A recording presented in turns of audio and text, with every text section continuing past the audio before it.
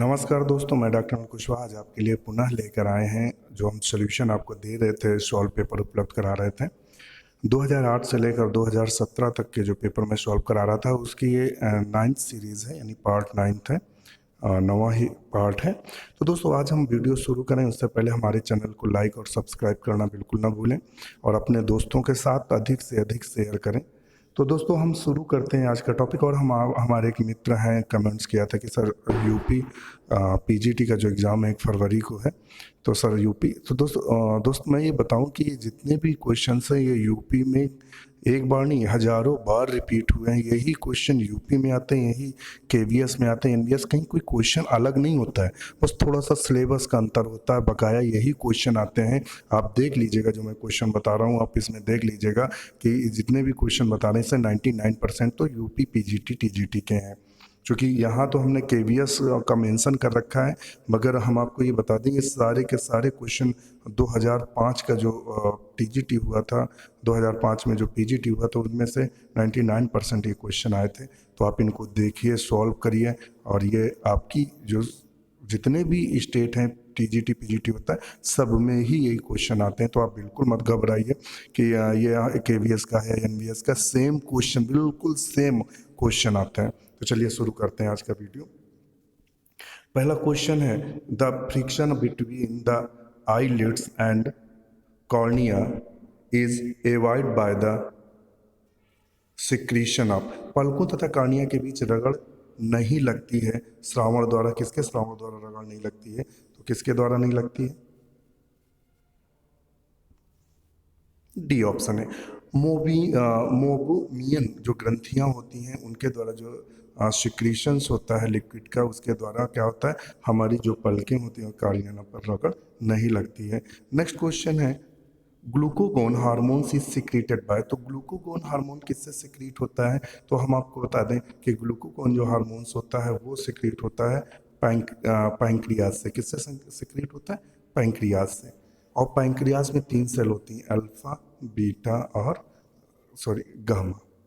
Alpha beta और gamma. Alpha से glucagon निकलती हैं और बीटा से इंसुलिन निकलता है, तो ध्यान रखिएगा। चलिए नेक्स्ट देखते हैं।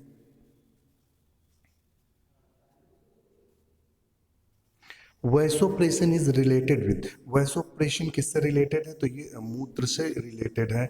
तो concentration of concentration of urine, तो ये चूंकि मूत्र से रिलेटेड है इसलिए। फिर नेक्स्ट देखते हैं, हमारा क्वेश्चन है हार्मोन कंट्रोलिंग कैल्शियम लेवल। तो कैल्शियम लेवल को कौन सा हार्मोन करते हैं? तो इसमें का हार्मोन आता है कैल्सीटोनिन। कौन सा हार्मोन है? कैल्सीटोनिन आता है। देख लेते हैं कौन सा हार्मोन है। तो यहाँ ऑप्शन जो दिया हुआ है वो दिया हुआ है पैराथार्मोन। चलिए नेक्स्ट क्वेश्चन से हम देखते हैं, ovulation of the mammal is caused by. स्तनियों में अंडोत्सर्ग को कौन रेगुलेट करता है? तो वो FSH यानी follicle stimulating hormone, luteinizing hormone, follicle stimulating hormone या LH हार्मोन द्वारा, एवं LH हार्मोन द्वारा होते हैं। जो फीमेल्स में एग निकलता है वो इसके द्वारा होता है। चलिए नेक्स्ट क्वेश्चन हम देखते हैं।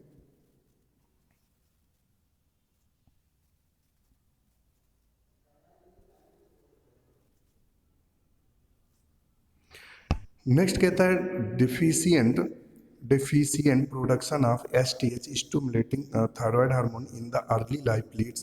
प्रारंभिक अवस्था में STH का कम उत्पादन पैदा करता है, तो क्या करता है? बौनापन। क्या पैदा करता है? बौनापन। ड्वार्फिज्म उत्पन्न करता है। चलिए नेक्स्ट देख लेते हैं, व्हाट इज एपीकल्चर। एपीकल्चर क्या होता है? तो हम आपको बता दें, एपीकल्चर मधुमक्खी के कल्चर को हम एपीकल्चर बोलते हैं। दोस्तों इससे संबंधित एक वीडियो हमारा पड़ा हुआ है, हमारे जो डॉक्टर नोट्स का लोगो आता है, जब उस पर क्लिक करेंगे तो हमारे चैनल पे पहुंचेंगे। चैनल पे कंपटीशन एग्जाम करके वीडियो पड़ा है कि विभिन्न प्रकार की खेतियां, उनमें से जितने भी एपीकल्चर, पीसी कल्चर और जितने भी कल्चर हैं हमने सबकी डिटेल बताई है, तो उसको एक बार देख लीजिएगा। तो इससे आने वाला जो सारे प्रश्न हैं वो आपके सॉल्व हो जाएंगे। चलिए नेक्स्ट देखते हैं,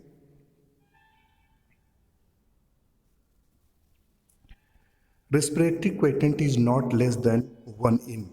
तो 1 से किसका कम नहीं होता है? कार्बोहाइड्रेट। देखिए फिर आज क्वेश्चन आया, मैंने कल भी इसका एक क्वेश्चन बताया था, आज भी बताया। और हम जो अभी आपसे बता रहे थे कि जो रेस्पिरेशन की हम सीरीज शुरू किए हुए हैं दोस्तों, वो रेस्पिरेशन की अगर हम सीरीज को देखेंगे तो उसमें आप देखेंगे कि लगातार आरक्यू से क्वेश्चंस आते हैं। तो आरक्यू का कितना होता है? 1 होता है। प्रोटीन का कितना होता है? 0.8 से 0.9 होता है। फैट का कितना होता है? 0.7 होता है। तो ये आप ध्यान रखिएगा। नेक्स्ट देखते हैं, the capacity of lung for air A healthy man is about. तो इसका आंसर क्या होगा? इसका आंसर क्या होगा? तो होगा 3000 ml। ये जो क्वेश्चन आया केवीएस में भी 2014 में है, और ये 2005 या 6 के जो पीजीटी है यूपी का, उसमें आया है। और ये टीजीटी में भी यूपी के टीजीटी में आया हुआ क्वेश्चन है। चलिए नेक्स्ट देख लेते हैं,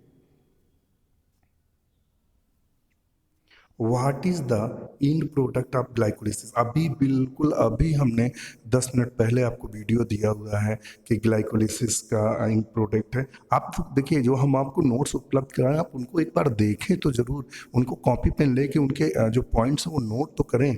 आप जब इतना नहीं करेंगे तो आपको हवा में मैं नहीं कुछ बता सकता। आप उनको देखें एक बार, उनको सुने इत्मीनान से। क्योंकि दोस्तों होता क्या है कि आप वैसे भी जानते हैं, वैसे नींद आपको ना आ रही हो, परंतु यदि आप किताब लेके पढ़ने बैठ जाएं तो तुरंत नींद आ जाएगी। तो मन तो होता ही ऐसा है कि उसको मेहनत ना करनी पड़े। आप हमारे उनको वीडियो को देखें, थोड़ा इत्मीनान से देखें, समझने की कोशिश करें तो बेसिक कॉन्सेप्ट आपके क्लियर हो जाएंगे। तो देखना, अभी हमने आपको थोड़ी देर पहले वीडियो डाला है रेस्पिरेशन का पार्ट सेकेंड, तो उसमें हमने ग्लाइकोलिसिस क्रेब साइकिल में कितना क्या यूज़ हो रहा है, क्या सब कुछ आपको बताया। एक बार अगर उसको देख लेंगे तो क्वेश्चन सॉल्व हो जाएगा, कभी भी नहीं भूलेंगे। चलिए यहाँ तो होता क्या है, पायरुविक एसिड। और एक ग्लूकोज से कितने पायरुविक एसिड बनते हैं? 2 पायरुविक एसिड बनते हैं। चलिए नेक्स्ट है, asthma a respiratory disease is cause due to. Asthma कैसे होती है, दमा श्वसन नली में कैसे होता है? तो देखते हैं कैसे होता है। ब्रैंकियल पेशियों में स्पाज्म से कैसे होता है? ब्रैंकियल पेशियों में spasm in the branchial muscles. Muscles क्या होती है? सिकुड़ जाती हैं, तो हमें सांस लेने में दिक्कत होती है, इससे बार बार खांसी आती है, हांफना शुरू होता है। चलिए नेक्स्ट क्वेश्चन हमारा क्या है? नेक्स्ट क्वेश्चन है, the smallest blood vessels in the body. सबसे स्मॉलेस्ट ब्लड वेसल्स कौन सी होती है? तो वो होती है कैपिलरी, सबसे स्मॉलेस्ट होती हैं। चलिए नेक्स्ट देख लेते हैं, in human blood the normal number of blood platelets. तो ब्लड प्लेटलेट्स कितनी होती है ह्यूमंस में? तो देखिए कितनी होती हैं। अरे भाई, डेंगू होता है, सब लोग प्लेटलेट्स से गिनते हैं। कितनी होती हैं? ये इतनी होती हैं, 2 लाख से 3 लाख के बीच में होती हैं। चलिए नेक्स्ट हम देख लेते हैं, O2 dissociation curve of haemoglobin is. Haemoglobin में ऑक्सीजन विखंडन का वक्र कैसा बनता है? तो ये हरदम सिग्मॉइड बनता है। कैसे बनता है? सिग्मॉइड, ऐसे वक्र बनता है, ऐसे। चलिए next, blood group A B, blood group A B contains. तो क्या होता है? नो एंटीबॉडीज, इसमें एंटीबॉडीज नहीं होती हैं, इसीलिए ये क्या होता है? सर्वग्राही होता है।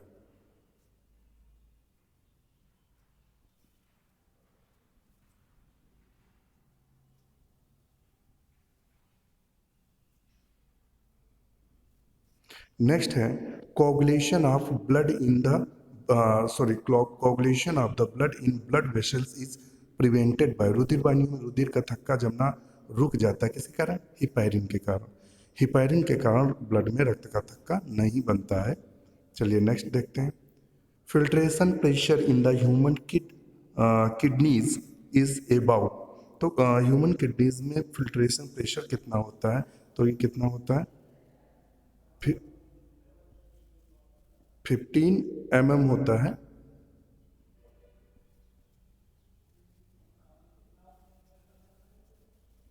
नेक्स्ट है, the synthesis of urea in liver take place by. तो ये किसके द्वारा होता है? ऑर्निथिन साइकिल पाई जाती है जिससे यूरिया का निर्माण होता है। चलिए नेक्स्ट देखते हैं, नेक्स्ट क्वेश्चन है the kidney of the adult rabbit are, तो वो कैसी होती है? मेट्रा नेफ्रॉन्स मेटा नेफ्रोस होती है। प्रोटोनेफ्रॉन्स और मेटानेफ्रॉन्स इस तरह चलती है। चलिए नेक्स्ट देखते हैं। मार्फोसिस मार्फोजेनेसिस प्रारंभ होती है कहाँ होती है? गैस्ट्रुलेशन में। अच्छा सा क्वेश्चन है कि मार्फोजेनेसिस प्रारंभ होती है कहाँ? गैस्ट्रुलेशन स्टेज में होती है। नेक्स्ट है सुनने का नियंत्रण होता है, हियरिंग इज कंट्रोल्ड बाय, किससे होता है? टेम्पोरल लोब से होता है।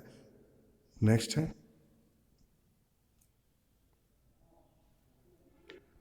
The non protein part of the enzyme क्या कहलाता है? प्रोस्थेटिक ग्रुप कहलाता है। क्या कहलाता है? प्रोस्थेटिक ग्रुप कहलाता है। अब यहाँ एक और क्वेश्चंस होता है कि प्रोस्थेटिक ग्रुप में क्या क्या आते हैं, तो विभिन्न प्रकार के तत्व या पदार्थ आते हैं। चलिए नेक्स्ट देखते हैं। Only one ovary in present, तो हरदम पक्षियों में एक ओवरी पाई जाती है। अच्छा सा क्वेश्चन है। पक्षियों में केवल एक ओवरी होती है क्योंकि वो फ्लाइटिंग होती है, तो इसलिए उनमें ओवरी की संख्या एक होती है। बायोल्यूमिनेसेंस इज एग्जिबिटेड बाय जो बायोल्यूमिनेसेंस प्रदर्शित होता है वो किस सीरोटियम के द्वारा होता है। किसके द्वारा होता है? सीरोटियम के द्वारा होता है। सीरेटियम के द्वारा होता है। नेक्स्ट है spiders and scorpions are included in class, यानी मकड़ियाँ बिच्छू सम्मिलित की गई हैं आर्किनिडा में। किसमें की गई हैं? आर्किनिडा में की गई हैं। ध्यान रखना, मकड़ियाँ और जो बिच्छू होती हैं ये आर्किनिडा में शामिल की गई हैं।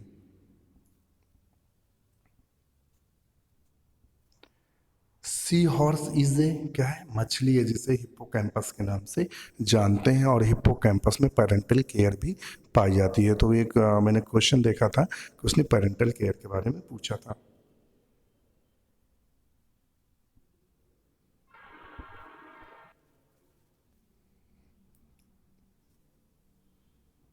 नेक्स्ट है which of the following is a limbless amphibian. Limbless amphibian क्या होता है? इक्थियोफिस होता है। क्या होता है? इक्थियोफिस होता है जिसमें पैरों का अभाव होता है। नेक्स्ट देखते हैं सिन इकोलॉजी सिनोकोलॉजी द स्टडी। देखिए सिन इकोलॉजी का मतलब होता है साथ में, तो इसमें क्या होता है? साथ में कौन होता है? पर्यावरण, पूरा समुदाय परिस्थिति का अध्ययन किसमें करते हैं? जिसमें क्या होता है? पूरे समुदाय का अध्ययन करते हैं, community in relation to the environment. Next देखते हैं। नेक्स्ट कहता है the study of the animal in the relation to its environment is known. वातावरण के साथ जंतुओं के संबंध के अध्ययन को कहते हैं, तो क्या कहते हैं? आर्टिकोलॉजी। देखिए इसमें दो क्वेश्चन उसने पूछे हैं, एक सिनिकोलॉजी ऑटो यानी इकोलॉजी के दोनों पार्ट्स पूछे, एक में कम्युनिटी का अध्ययन करते हैं, एक में इंडिविजुअल का अध्ययन करते हैं। Next pyramid of number is inverted in case, यानी संख्या का जो पिरामिड उल्टा होता है वो कहाँ का उल्टा होगा? तो वो क्या होगा? पॉन्ड्स इकोसिस्टम, तालाब का पिरामिड उल्टा होगा? नहीं। Sugarcane ecosystem, desert ecosystem और ग्रासलैंड इकोसिस्टम। तो यहाँ उसने गन्ने के परितंत्र को चूंकि अलग से दिया हुआ है, तो यहाँ हम इसी को सही करते हैं कि गन्ने का ये। नेक्स्ट देखते हैं यूट्रिफिकेशन। यूट्रिफिकेशन रिफर्स टू, तो एक जलीय परितंत्र में उच्च उत्पादन को यूट्रिफिकेशन के द्वारा अध्ययन करते हैं। एक जलीय परितंत्र में उच्च उत्पादन से संबंधित है। नेक्स्ट है एलोपैट्रिक स्पीसिएशन होता है, ये क्वेश्चन देखिएगा। Allopatric speciation is due to, तो ये किससे होता है? चलिए यहाँ तो आंसर नहीं है, नेक्स्ट देखते हैं पेज पे। ये क्या है? जियोग्राफिकल आइसोलेशन से संबंधित है। नेक्स्ट है the lens and the retina of the vertebrate I R the develop from. कशेरुकी नेत्र का लेंस एक एवं मूर्ति पटल विकसित होते हैं किससे? एक्टोडर्म से ओनली। किससे विकसित होते हैं? एक्टोडर्म से। ये हमारा एक्टोडर्म से विकसित हो रहा है। नेक्स्ट है मैमरी ग्लैंड आर मॉडिफाइड। जो मैमिलियन ग्लैंड होती है वो किसकी मॉडिफाइड? तो बहुत अच्छा क्वेश्चन है। किससे होती है? स्वीट ग्लैंड की। जो हमारे अंदर स्वीट ग्लैंड्स होती हैं, इनसे पसीना निकलता है, उन्हीं ग्लैंड का जो मैमेलियन ग्लैंड पाई जाती है मैमल्स में, ये स्वीट ग्लैंड का ही रूपांतरण है। बहुत अच्छा प्रश्न है, ये यूपी पीजीटी और टीजीटी में भी पूछा गया है। Elastic cartilage can be seen in. Elastic cartilage उपास्थ दिखाई देता है तो पिन्नाई इन द मैमल। स्तनियों के कर्ण पल्लवों में हमें क्या दिखाई देता है? लचीली उपास्थ दिखाई देती है। ये देखिए, कान को अपने मोड़ के देखिएगा तो उपास्थि हड्डी तो नहीं पाई जाती है, मगर ये खूब मुड़ता है। अच्छा क्वेश्चन है जो आप सोच नहीं सकते हैं। Most connective in Darwin most convincing in Darwin theory is. Darwin के सिद्धांत में अत्यधिक युक्त है क्या भैया? युक्त है, देखते हैं।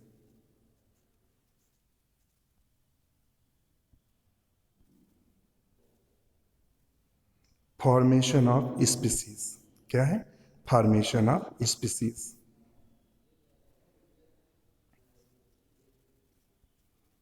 नेक्स्ट देते हैं संरचनाओं का कौन सा निम्नलिखित सेट मानव शरीर के सभी अवशेषी संरचनाओं को प्रदर्शित करता है? तो भैया कौन सा है, देख लेते हैं। ये वाला सही है। इसमें क्या? कोकैक्स वर्मीफर अपेंडिक्स ईयर मसल्स। पुच्छ का शरीर का है वर्मीफर अपेंडिक्स कणपल्लव पेशियां। चलिए नेक्स्ट देख लेते हैं। Which is the connective link of the reptiles and birds. अरे तो ये तो आर्कियोप्टेरिक्स है भैया, सब लोग इसको खूब पढ़े होंगे, इसके बारे में जानते होंगे, तो आर्कियोप्टेरिक्स है। चलिए नेक्स्ट देखते हैं। चलिए दोस्तों, वीडियो लंबा ना हो जाए तो अभी लगभग 17 से 18 मिनट का वीडियो हो गया है, और ज़्यादा लंबा वीडियो होने पे आप लोग पूरा वीडियो देखते नहीं, ड्रॉप कर लेते हैं, तो मैं इसलिए थोड़ा वीडियो शॉर्ट कर रहा हूँ। तो दोस्तों हमारा वीडियो कैसा लगा हमें आप कमेंट्स बॉक्स पे ज़रूर बताएं। आप सब हमारे मित्र हैं, आप दिल खोल कर कमेंट्स किया करिए, आप हमें बताएं तो आपको कैसा लग रहा है, क्या चाहिए, क्या सुधार करना चाहिए, आप बताएंगे। और कौन से प्रश्न ऐसे हैं जो आपको कन्फ्यूज़न दे रहे हैं, कौन से ऐसे प्रश्न हैं जो हमने बताए मगर वो कहीं ना कहीं गड़बड़ हो गए, या हमने जो हल किया वो उसका सलूशन नहीं सही, तो आप सब बताएं। आप सब हमसे ज़्यादा योग्य हैं दोस्तों, क्योंकि आप सब पीजी हैं, सब लोग कुछ लोग डॉक्टरेट हैं, तो हमारे आप मित्र हैं, और मित्रों से कैसी कंजूसी बात करने में, तो आप अपने सारे सुझाव हमें देंगे तभी तो हमें पता चलेगा। आप हमें आंसर दीजिएगा तो कम से कम हम भी उन चीज़ों को सीखें, क्योंकि यहाँ हमारा आपका काम है सीखना, और सीखना यहाँ एक मित्र दूसरे मित्र को पढ़ा रहा है, और दूसरा मित्र हमें भी तो पढ़ा सकते हैं, तो हम आपके सारे सुझाव सहृदय लेंगे। तो दोस्तों हमारा वीडियो कैसा लगा हमें कमेंट्स बॉक्स में ज़रूर बताएं। आज के लिए इतना ही दोस्तों, नमस्कार।